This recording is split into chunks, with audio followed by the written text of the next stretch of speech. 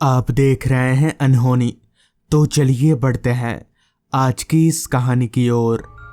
एक शाम हम तीन दोस्त, मैं, अजय और विकास, हम रोज की तरह ही गोपाल काका के चाय की दुकान पर बैठकर बात कर रहे थे कि तभी बातों ही बातों में अजय ने कहा, अरे यार, सच में भूत होते हैं क्या? अजय की इस बात को सुनकर विकास जोर जोर से हंसने लगा, जिस पर मैंने विकास से कहा, अरे यार, ऐसे हंसकर हमें किसी भी चीज का मजाक नहीं उड़ाना चाहिए। अभी हम बातें कर ही रहे थे कि तभी पीछे से किसी ने मेरे कंधे पर हाथ रखा। तो मैंने पीछे पलटकर देखा तो पीछे राकेश भैया थे। राकेश भैया उम्र में हमसे बड़े जरूर थे, मगर कभी कभी हमारे साथ बैठकर ही गप्पे लड़ाया करते थे। खैर, राकेश भैया ने एक चेयर खींची और हमारे साथ बैठ गए। पहले तो कुछ देर तक उन्होंने हमारी बातें सुनी और फिर चाय की एक चुस्की लेते हुए बोले, मैंने देखा है भूत। उनके मुंह से ये बात सुनकर पहले तो हम तीनों चुप हो गए। फिर विकास ने कहा, कहाँ और कब? हमें भी थोड़ा बताइए।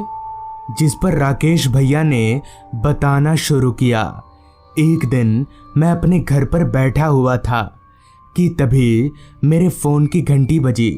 मैंने जब फ़ोन उठाया तो पता चला कि मेरे मामा जी अब इस दुनिया में नहीं रहे।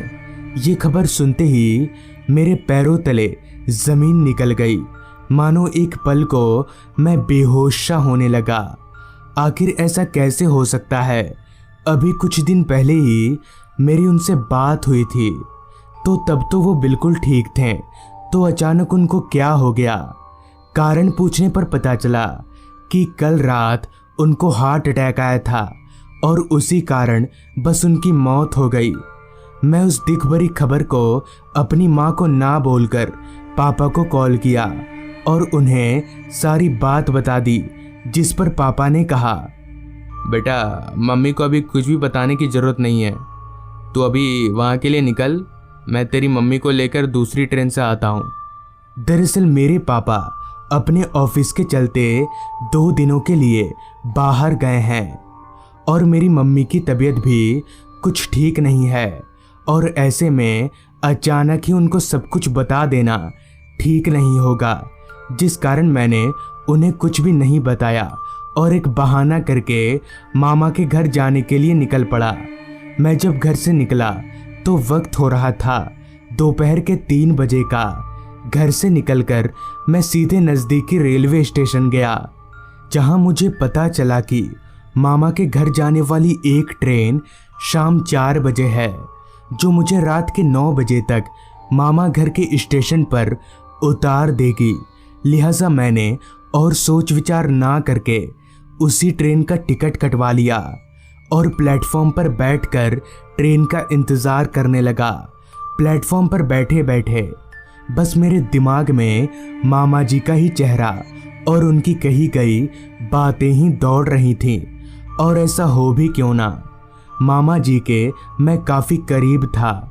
करीब आधा घंटा इंतज़ार करने के बाद मेरी ट्रेन प्लेटफॉर्म पर आकर लग गई।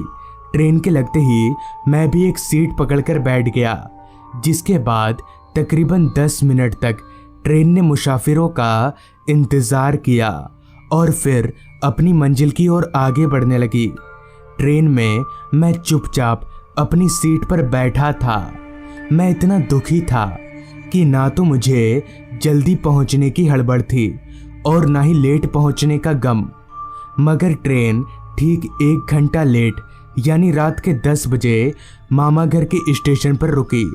ट्रेन से उतरते ही वहाँ का नज़ारा देखकर मैं थोड़ा सहम गया, क्योंकि वो स्टेशन पूरी तरह से अंधेरे में डूबा हुआ था।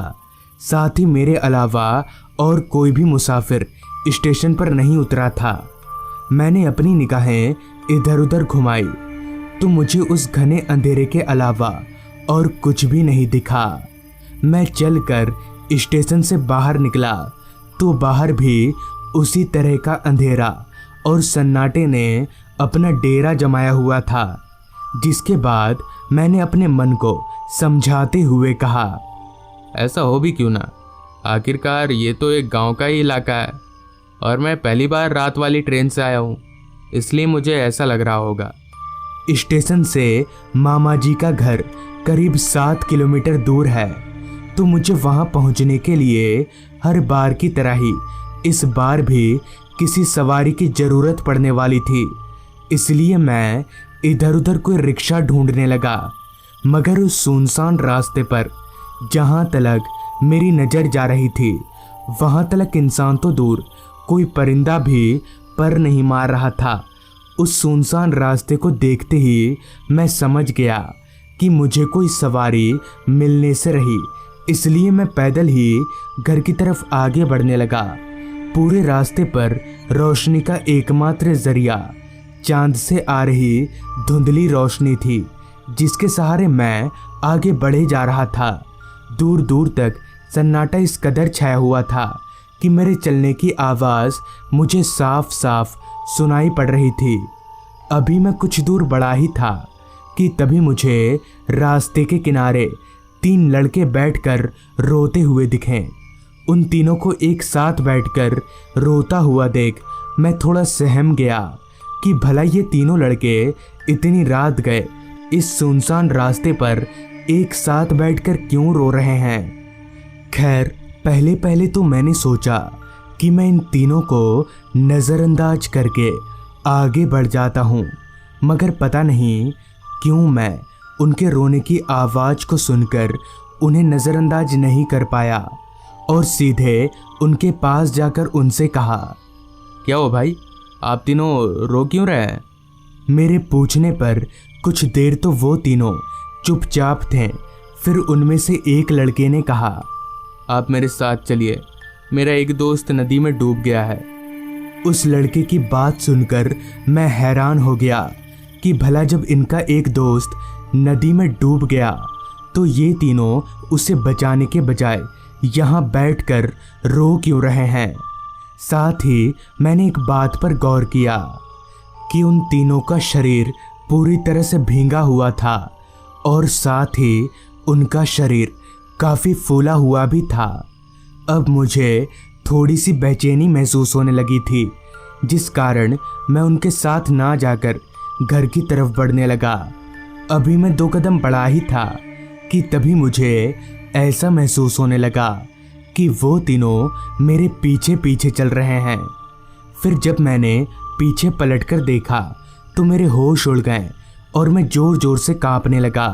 दरअसल वो तीनों ठीक मेरे पीछे ही थे, मगर अब उनका चेहरा पूरी तरह से बदल चुका था।